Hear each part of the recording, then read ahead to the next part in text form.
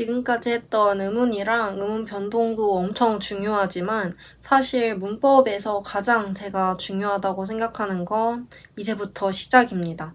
어려운 파트이기도 하고요. 꼼꼼하게 반복해서 복습하시기를 바랄게요. 형태소부터 들어가 보도록 하겠습니다. 형태소도 정확한 정의를 알고 계셔야 되고, 정의는 뜻을 가진 가장 작은 말의 단위라고 말씀을 드렸어요.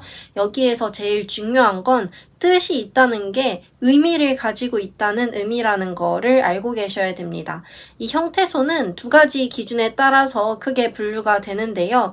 의미가 있냐 없냐에 따라서 실질 형태소 그리고 형식 형태소로 나눴고요. 자립할 수 있는지 없는지에 따라서 자립 형태소 그리고 의존 형태소로 우리가 분류를 할 수 있었습니다. 실질 형태소는 대부분 자립 형태소고 형식 형태소는 모두 의존 형태소다라고 말을 했었는데 여기에서 대부분이라는 건 그 해당이 안 되는 것도 있다는 거잖아요. 용언 어근의 경우가 실질 형태소이면서 의존 형태소다 이렇게 말씀을 드렸었고, 예를 들면 뭐 먹다, 뛰다 이런 용언에서 먹 아니면 뛰 이 부분을 실질 형태소이면서 의존 형태소라고 얘기를 했었습니다. 단어에서 실질적인 의미를 나타내는 부분을 어근이라고 얘기를 한다고 했고요. 추가로 조사, 접사, 어미는 무조건 형식 형태소라는 걸 꼭 기억해 달라고 말씀을 드렸습니다. 공부를 하다 보면 내용이 너무 많이 들어와서 헷갈리는 경우가 생기거든요.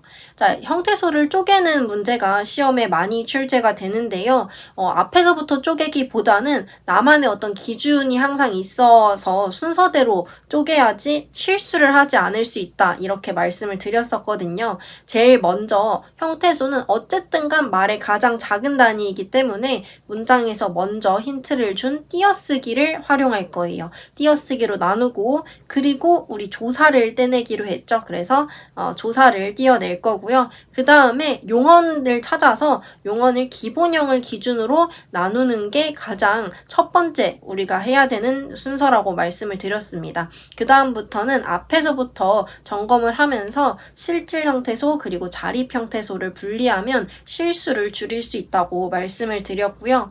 제가 예시를 교재에 조금 많이 넣어놨는데 우리 두 번째 문장 볼게요. 그 일은 우리에게 매우 큰 슬픔을 주었다 해서 큰이나 슬픔 같은 용언의 활용형을 조금 잘 봐둬야 된다고 말씀을 드렸어요. 이게 한 형태소처럼 보일 때가 많거든요. 그래서 이런 것들 조금 유의해야 된다고 말씀을 드렸었죠.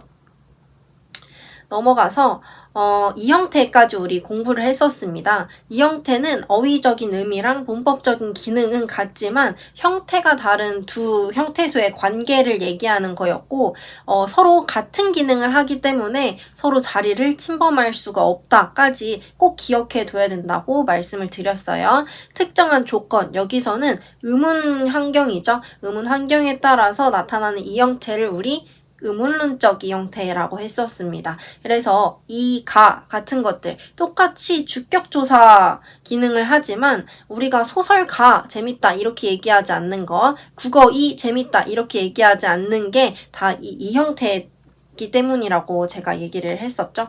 밑에 있는 내용도 중요한 내용이니까 꼭 읽어보셔야 되고요.